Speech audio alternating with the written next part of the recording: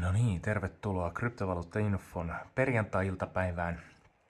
Tänään on sateinen, tuulinen, harmaa päivä, jolla ulkona ollaan nyt sisällä ja toisaalta täällä on ihan mukava olla. Täällä on paljon paremmat äänitysmahdollisuudet, löytyy kunnon mikrofonit ja etuasteet ja pelit ja pensselit.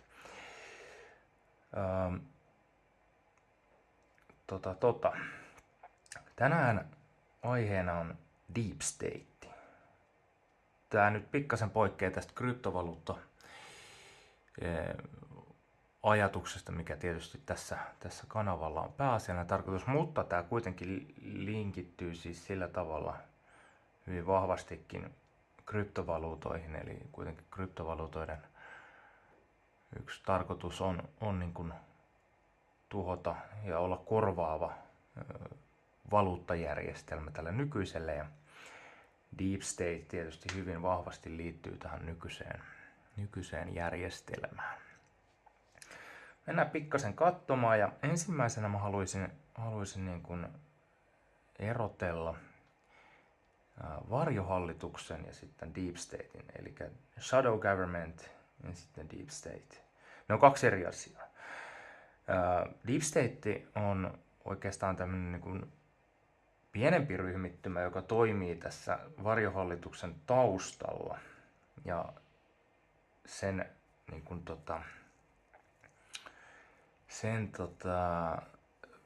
periaatteessa polttoainetta on niin kuin ahneus, raha ja valta, kun sitten taas niin kuin tämä Shadow Government on oikeastaan semmoinen laajempi kokonaisuus, joka toimii niin kuin, siellä on kaikkea pelottelua ja muuta. Siis se toimii niin kuin niiden varsinaisena keinona. Ja ne pelottelu ja se, että ne pystyy hävittämään kaikkia tietoja, mitä ne haluaa hävittää. Niillä on siis todella laajat verkostot. Mennään pikkasen tutkimaan, että mikä tämä on tämä Shadow Government, ja mennään sen jälkeen tuohon Deep Stateen. Ja erotetaan nyt toi Federal Reserve tästä vielä, koska se on ehkä tämmöinen taloudellinen varjohallitus, voisiko näin sanoa. Se voitaisiin vielä niin kuin erottaa kolmanneksi tästä joukosta. Se on ehkä enemmänkin sitten tuon Deep Stateen niin kuin liitännäinen. Mutta lähdetään purkaa tuota Shadow Governmentia, ja siis sehän oikeastaan niin kuin voisi sanoa, että liittyy aika vahvasti tällaiseen kuin ulkomaansuhteiden neuvostoon Jenkeissä, tämmöinen CFR, oliko se nyt Council of Foreign Relations tai joku tällainen. Se on 1921 perustettu. Ja siitä löytyy sitten taustalta tällaiset kaverit kuin esimerkiksi Paul Warburg, J.P. Morgan, Jacob Schiff, tietysti Rockefellereistä, esimerkiksi John D. Rockefeller on ollut tässä sitten messissä. Ja nämä nyt sitten on vuonna 1947, siis tämä ulkomaansuhteiden neuvosto on sitten perustanut tämän Yhdysvaltain keskustiedustelupalvelun CIA:n. Ja siinä on tosiaan ollut näitä samoja kavereita kuin tässä ulkomaansuhteiden neuvostossa, ne perustamassa tätä CIA:ta. Oliko peräti 21 henkilöä tästä ulkomaansuhteiden neuvostosta oli tässä CIA:n perustamisessa mukana. No, näihin nyt sitten liittyy vahvasti tämä mainstream-media, ja oikeastaan tällaisten henkilöiden kuin Philip Graham ja Catherine Grahamin kautta. Ja nämä molemmat oli Washington Postin toimittajia, ja olisiko toi Philip ollut vielä niin kuin, jonkinnäköinen julkaisija. Ja tähän sitten liittyy tämä Operation Mockingbird, joka siis oli CIA:n laajamittainen operaatio, jolla niin kuin, pyrittiin niin kuin laajamittaisesti vaikuttaa niin kuin tiedotusvälineihin propagandakeinoin. Ja Sitten 1952, niin ja muuten tämä Mockingbird on siis yhä toiminnassa ja se ei ole mitään loppunut 76 niin kuin väitetään. No joo, 1952 tosiaan sitten luotiin tällainen kansallinen turvallisuusvirasto NSA ja luotiinko se nyt sitten jollain asetuksella tai jotenkin tälleen näin, mutta se ei niinku mennyt kuitenkaan ihan mitenkään virallista kautta siinä mielessä. Mutta se vaan tosiaan luotiin tällainen kansallinen turvallisuusvirasto ja siihen nyt sitten liittyy tämä FISA, eli Foreign Intelligence Surveillance Act, se on tämmöinen ulkomaan tiedustelulaki. Ja tästähän nyt on ollut paljon vääntöä tosiaan tästä FISA-muistiosta, joka siis liittyy tähän Trumpin presidentin vaalikampanjaan. No, NSA:n alaisuudessa, eli tämän kansallisen turvallisuusviraston alaisuudessa on sitten niin kuin oikein tämmöinen vakoiluun erikoistunut, tai ei oikeastaan vakoiluun erikoistunut, vaan siis voisiko sanoa, että tämmöisiä vakoilujärjestelmiä valmistava alue Jenkeissä, Silicon Valley, eli suomeksi Piilaakso. Siellä tehdään siis piisiruja. No kaikki tietää, mitä kaikkea piisiruilla voidaan tehdä, eli ja mihin kaikkeen tämä teknologia yltää. Eli kyllähän niin kuin nykyään siis tässäkin tilassa, missä nyt on, niin täällä varmasti on lukemattomia laitteita, millä jos ei nyt vakoilla, niin ainakin pystyisi vakoilemaan. Eli varmasti tämänkin äänityksen pystyy tästä kaappaamaan, vaikka ei tätä ole vielä minnekään nettiin edes laitettu, koska ei olla live-tilassa. Otetaan vielä kahvia tästä. No niin, joo, mennään eteenpäin ja hypätään vuoteen 1980. Käydään läpi tällainen Joint Special Operation Command, eli JSOC. Eli tämä on niin kuin tämmöinen erikoisoperaatioiden esikunta, jonka alaisuudessa toimii myös SEAL 6, eli tämä on tämmöinen periaatteessa, kun tarvitaan nopeita, tehokkaita, kuolettavia iskuja tehdä, niin silloin käytetään näitä. Ja tosiaan, mä nyt tarkoitan, että Shadow Government olisi niin kuin nämä kaikki luonut, vaan siis se, että niillä on tai näissä eri haaroissa niin kuin, niillä on tosiaan niin kuin omia semmoisia salaisia jaostoja, jotka sitten toimii tosiaan tämän Shadow Governmentin käskyjen mukaisesti. No sitten oikeastaan tällainen kansallinen tiedustelu, Director of National Intelligence, DNI. Oikeastaan tässä on on näitä periaatteessa jopa 17 eri kaikennäköistä virastoa, jotka on, tai jaostoa, jotka on sitten tavallaan jollain tavalla linkitetty tähän Shadow Governmentiin.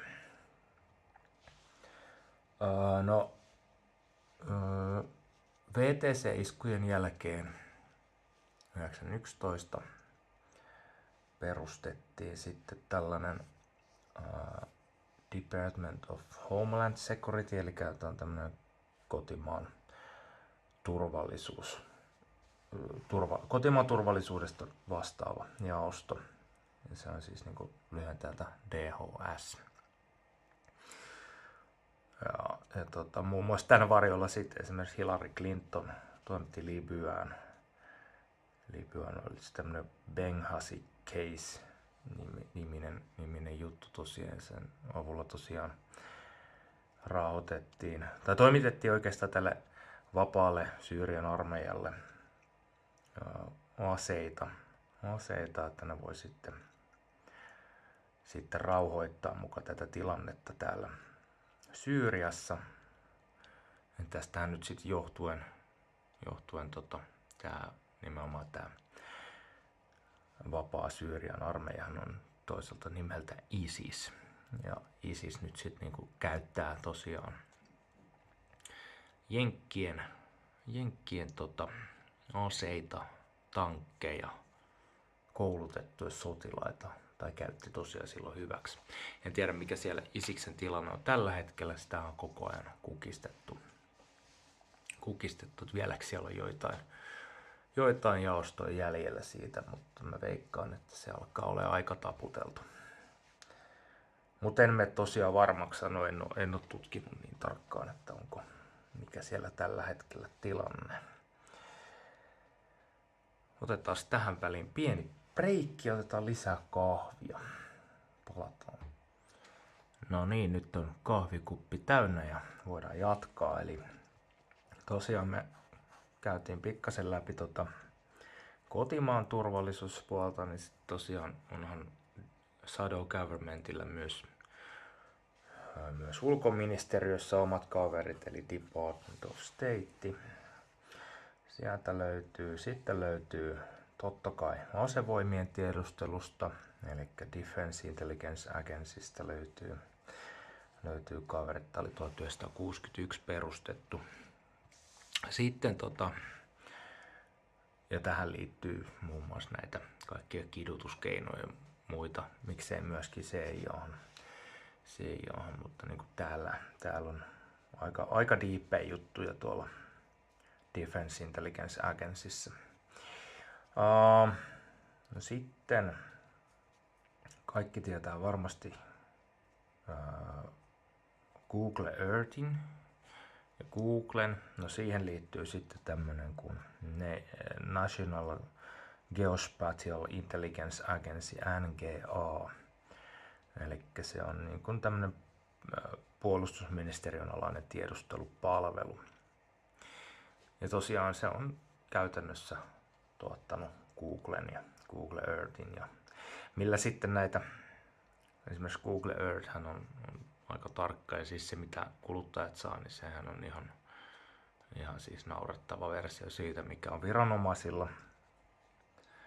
Että ne voi tosiaan katsoa vaikka, että minkä merkkiset vaatteet sulla on päällä, kun sä lähdet himasta. Ja tosiaan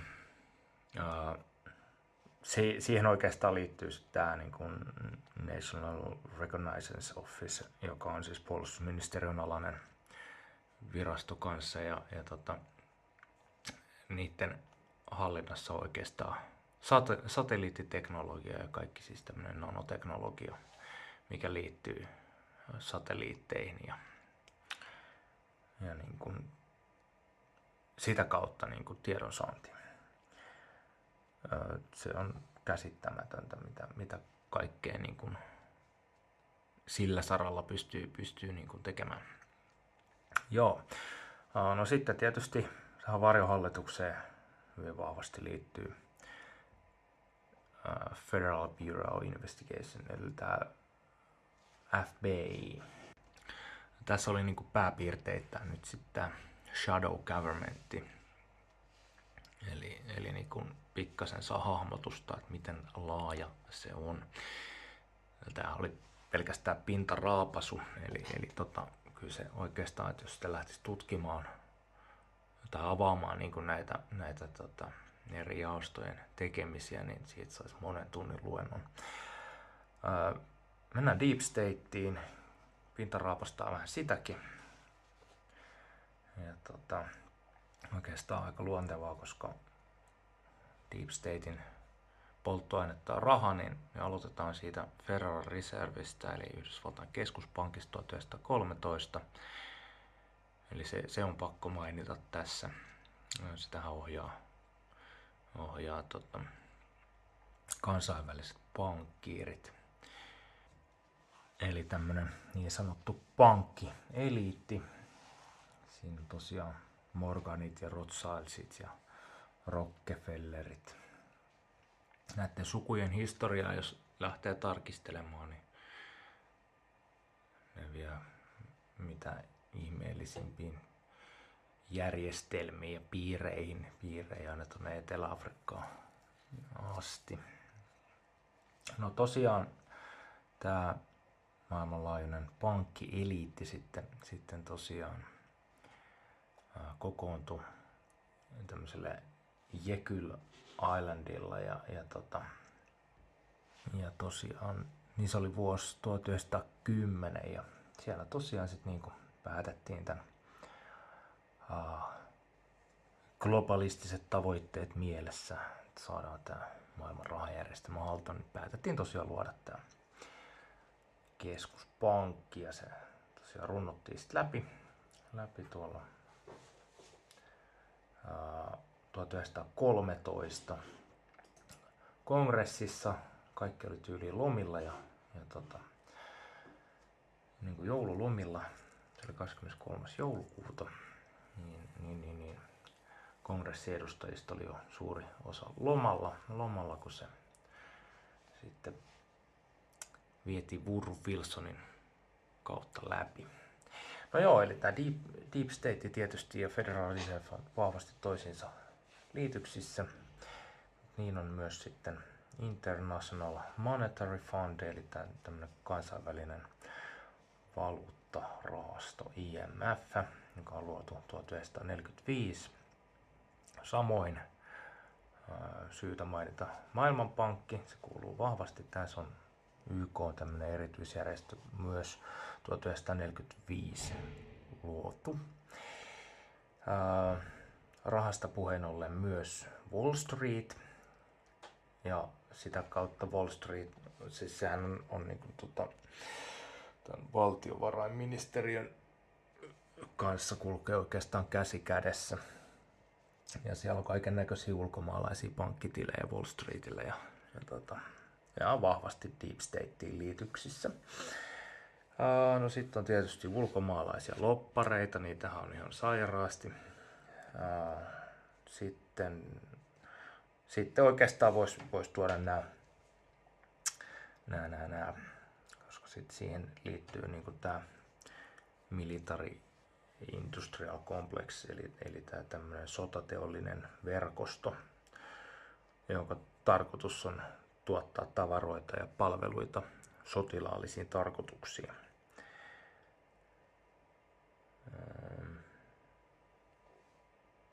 Ja sitten siihen myös liittyy omat lobbarit, jotka on niin kuin Deep Stateen yhteydessä.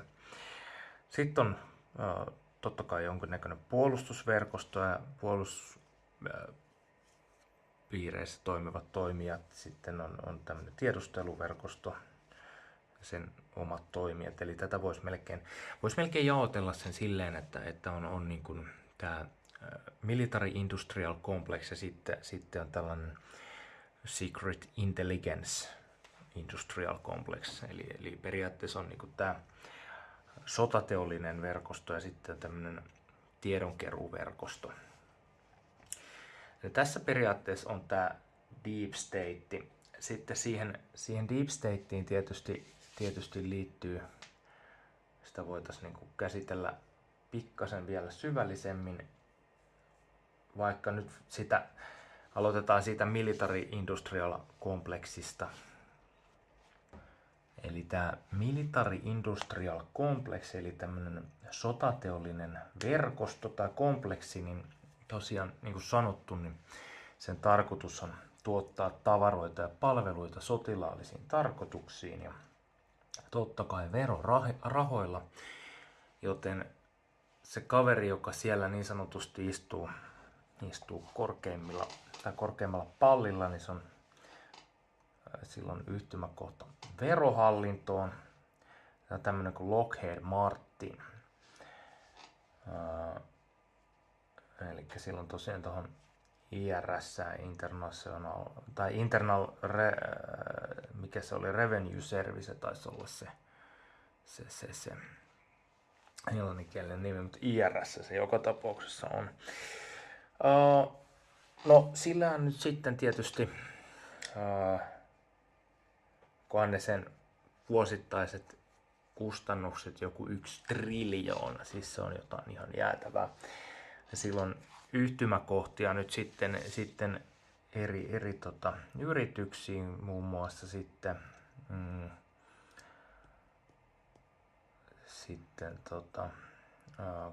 General Dynamics, joka valmistaa puolustusvälineitä. Siellä on kaikki pommeja ja ohjuksia ja muita vastaavia eittämättömiä koneita ja muuta.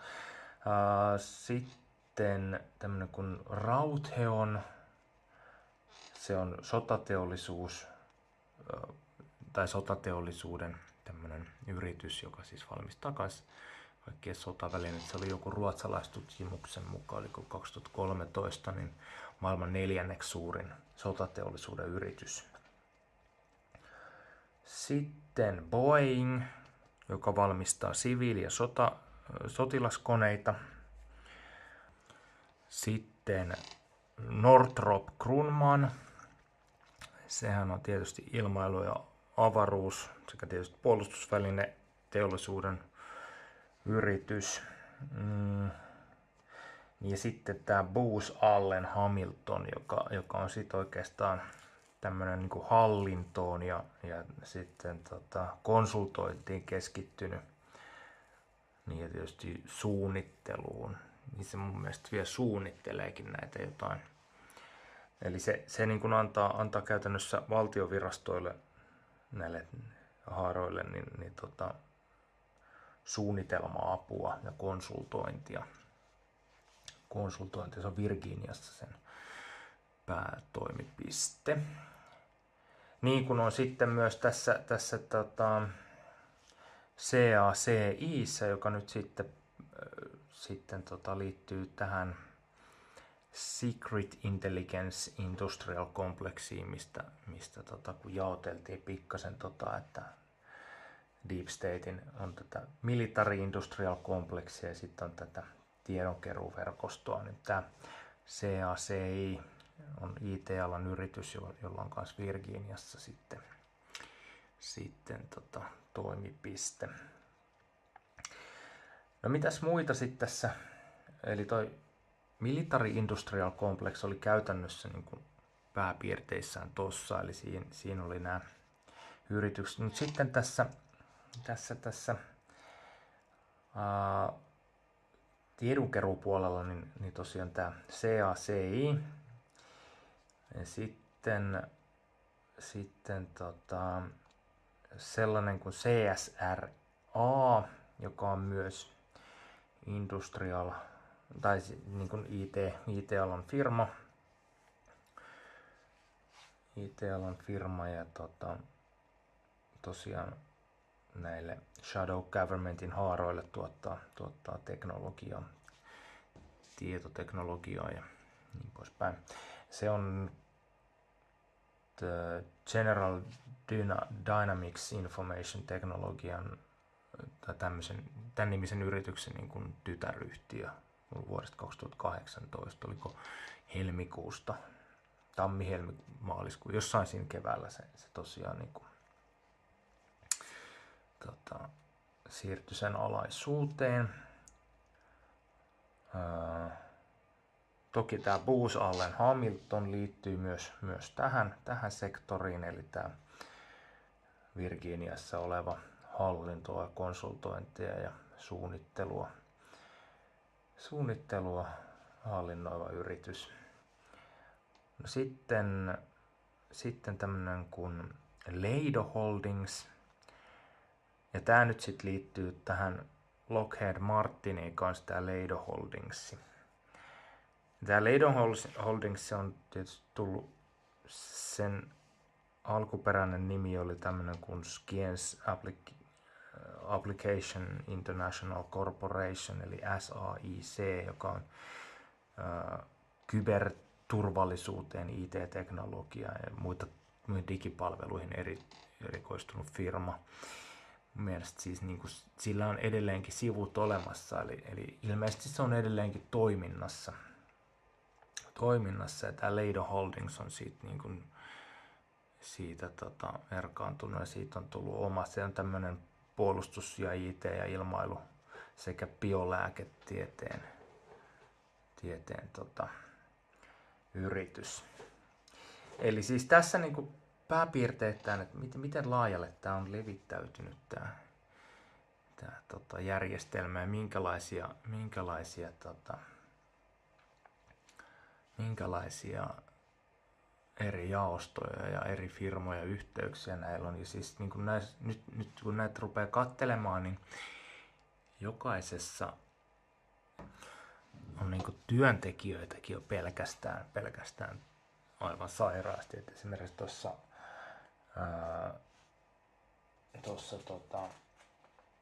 CACI:ssä ja CSRA:ssa niin oliko peräti 20 000 työntekijää. Et ne ei ole mitään ihan pikkufirmoja.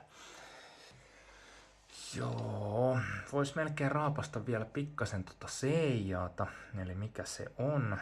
CIAhan on luotu ilman kongressin hyväksyntää. Se on siis tosiaan kansallinen tiedustelupalvelu. Se manipuloi kongressia. Sanotaan, että jos joku on tehnyt jotain mikä ei kestä päivänvaloa, niin CIA on mestari piilottamaan sellaisen tiedon. Ja esimerkiksi justiinsa tämmöisellä koskemattomuudella tai rankaisemattomuudella, niin se pystyy manipuloimaan eri virkamiehiä. Se manipuloi myös muita tiedusteluhaaroja, kontrolloi tietysti niin kuin kaikkia näitä puolustus- ja tiedusteluyhtiöitä, tai ei nyt kaikkia, mutta siis niin kuin lukemattomia. Presidenttiä tietysti manipuloi, eli siis tämä CIA:n toiminta on nimenomaan tätä manipulointia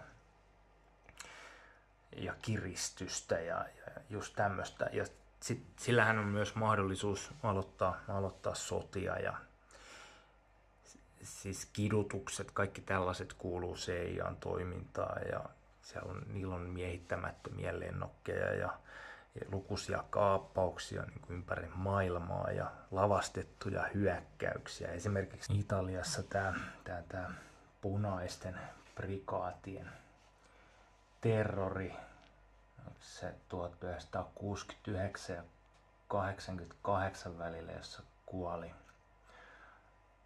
491 henkilöä ja haavoittui vähän yli 1100 vai oliko melkein 1200 henkilöä. Niin tällaiset, mitkä naamioidaan terrorismiin, nämä on ihan täysin CIA:n tapasta, että niin kuin naamioidaan tällaisia hyökkäyksiä terrorismiksi. Tähän oikeastaan voisi myös nostaa sitten Chilen Augusto mikä mä sanon sitä Pinokkioksi, Augusto Pinocchio, mutta kuitenkin oliko se Pinochetti tosiaan, niin siinäkin mitähän siellä kuoli joku 46 000. CIA tuki siis näitä Chilen, sanotaanko kuolemanpartiota rahallisesti, eli jenkkien verorahoista. 46 000 kuoli. Siellä oli raskaana olevia naisia, lapsia. 200 000 katos. Eli kyllä tämä niinku CIA on arviolta aiheuttanut, oliko yli 7 miljoonan ihmisen kuoleman. No sitten tietysti CIAhan levittää myös tai tekee rahaa huumeilla. Ja tästä on tämmöinen kirjakin olemassa kuin Operaatio Gladio, ja sen on kirjoittanut Paul Williams. Ja siinä tosiaan tuodaan esille se, miten CIA ja mafia keskenään kävi huumekauppaa ja ne rahat pestiin Vatikaaniin. Eli tällainen on tämä meidän CIA. Ei kuulosta kovin niin kuin, voisiko sanoa, niin kuin, tai sanotaanko näin, että kuulostaa helvetin korruptoituneelta järjestelmältä. Mutta joo, me ollaan nyt käyty jo ihan hyvin tässä tämmöistä pintapuolista raapasua, niin lähdetään kaikki perjantai-illan viettoon. Se rupeaa olemaan tässä seuraavana esillä ja ei muuta kuin oikein hyvää viikonloppua. Me jatketaan tosiaan. Otetaan seuraava aihe, niin käsitellään Bitcoinia ja sitten käsitellään Litecoinia sen jälkeen. Ja sitten voidaan käsitellä jotain muitakin kryptoja, mutta nämä on kuitenkin ne kaksi pääasiallista, mitä tässä olisi tavoitteena käsitellä. Ei mitään, kiitoksia.